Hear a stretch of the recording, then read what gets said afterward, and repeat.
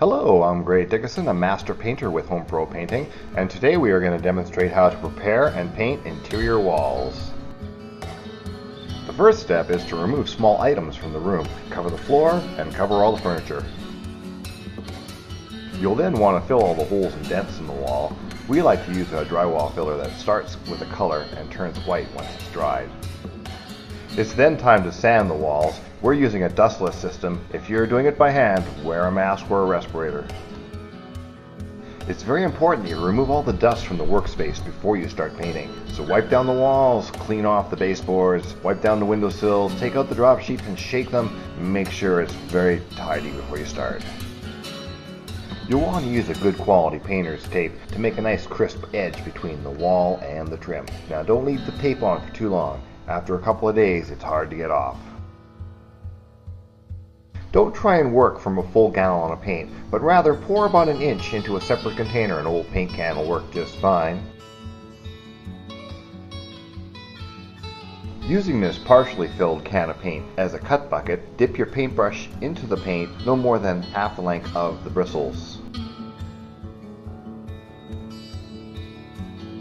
Never start your brush stroke right in a corner or up against the edge, but rather start about a ½ inch out, allow the paint to unload from the brush a little bit, and then move it up against the edge or into the corner.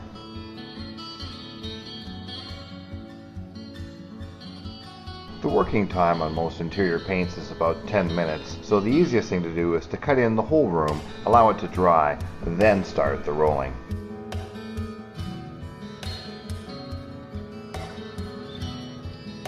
Use a 15mm sleeve on the roller cage and attach a pole so you don't have to bend over every time you want to dip it into the tray.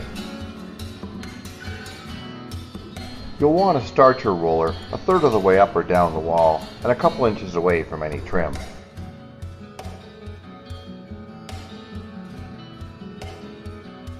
Try doing longer motions with the roller and end each area by having the roller go in the same direction.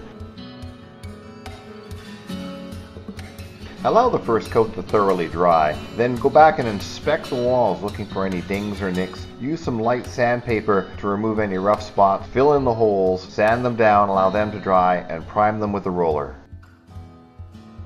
For the second coat, you roll first, allow it to dry, and then do the second coat of the cutting in.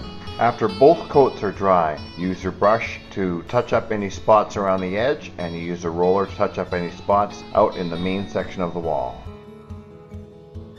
After the second coat has been applied, it's time to remove the tape. Don't leave it too long or else it'll be hard to get off. If you found this video helpful, give it a like, and have a good day.